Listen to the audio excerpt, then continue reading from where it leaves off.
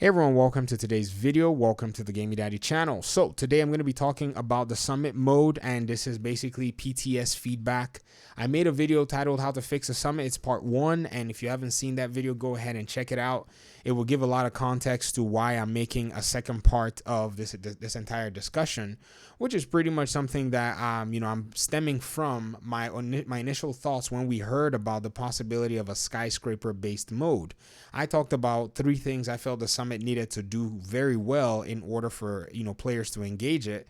And the very first one that I talked about in my last video was the loot and the reward system.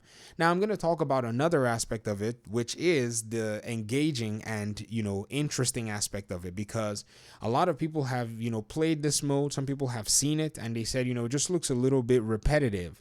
And repetitive is really funny coming from Division players whom we play repetitive content over and over again. But I think there is some merit to that concern of repetition, because you pretty much have to be going through all these floors and taking out all these enemy NPCs, and it's almost kind of a rinse and repeat. And so I think that if they want to make this mode sensible or something that's interesting and engaging, there are a few things that they can do. The very first thing is they probably need to add a strong narrative content that makes a lot of sense, if you understand what I mean. And if you look at the way the game goes, there is a very decent narrative aspect of the game that really does channel and drive the entirety of the content. If you look at Warlords of New York, there was a huge narrative content that actually stemmed off that entire package that came to the the community. It was Aaron Keener. It was a lot of more of the Black Tusk making their way, doing their their activities in New York, and we had to go take New York back. So there was that theme that went with it. If you look at the PTS version of this skyscraper, maybe they've purposefully excluded the narrative aspect of it, but it doesn't seem to have any narrative driver that makes you want to go, wait, why am I even playing this? Now I understand this is an RPG looter shooter, but the Division is an RPG looter shooter that, even though it may not have a huge emphasis on its narrative, it still has a decent narrative that a lot of people can say, okay, we weren't expecting some kind of Oscar-winning storytelling, but at least we have something here in the game that we understand and we know that we're playing towards. So I think that's where a lot of players are going to be able to kind of gain that immersion. And if at every different landmark checkpoint, or if at some floors, they get to start seeing aspects of the narrative flesh out, so it doesn't become this rinse and repeat. I just cleared floor 1, I just cleared floor 2, I just cleared floor 26, I just cleared floor 86 and 90. You know what I mean? It just kind of gets that way. But if you remember in Underground, somebody kept talking to you as you were proceeding and progressing. You had somebody in your ear. I think she was the director of the Underground, and she constantly kept telling you different things as you proceeded. Or if it was maybe even Paul Rhodes or some of the other people that were engaged with the the narrative and the characters and the community, the NPCs basically. And so these are the things that really made that mode Underground pretty good. And we know that this skyscraper or summit mode is kind of a spin-off of the Underground mode that we had in the Division 1. And so if they put these things in the game, in this mode, I feel like it's going to be something that draws players in.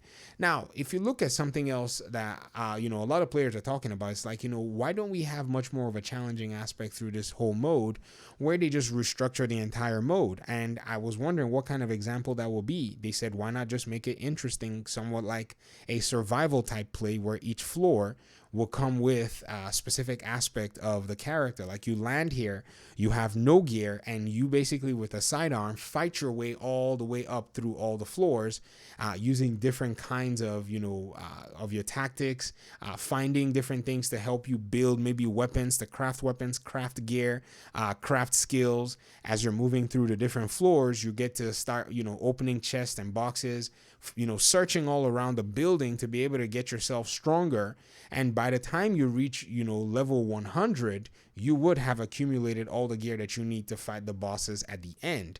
I thought that was actually a pretty cool idea. It would take reshaping and reimplementation for you to be able to get into a mode and do something like that, but then it would stem to the survival style gameplay where you went in there without using any of your gear, and you only used what you were able to pick up. I think that's a good way to be able to get both survival type aspects of the game and even whatever this mode will be and put it in one package. It sounds crazy, but right now I think players that were asking for replayable content, I think the community and and the developers are probably not really on the same page. They've given us this content that is replayable, but it doesn't seem to be interesting and engaging, which is something that is missing. And I feel like if it's added to the game, is really going to add some flavor. So the developers need to consider what they're going to do with narrative and what they're going to do with engagement. I think those two things will basically work. I think adding, varying modifiers that are kind of much more unique and random than what we've seen so far would also help. And then, another thing that I really felt, did not hit the nail on the head were the bosses at every 10 floors. I think they need to make these bosses unique, and I think they need to make them very much more tricky than they are. Yes, it will be 10 different bosses with unique designs, and they could be randomized, but I feel like with the pool of boss archetypes that they have all over the open world and all over the game, they can take a bunch of those bosses and they could, implement them in ways that will make them really fun, so that the moment you get to one floor, you're just like, man, I hope I don't get this boss. And you find yourself in a place where you get a boss thinking, oh, this is boss, I kind of have it down, but then that boss has a lot of surprises for you. Not like, you're just going and you're just taking out these bosses with just pure damage. And yes, they'll give you a little bit of a curveball, but what kind of curveball are they giving you? Is it the kind of curveball that, maybe Hornet is giving everybody here in the season? Or is it the kind of curveball where it's like, oh, I didn't know that guy had rounds that could cause me to bleed or rounds that could poison me. And so that's what I think this game mode can use in order to kind of get itself to a solid place.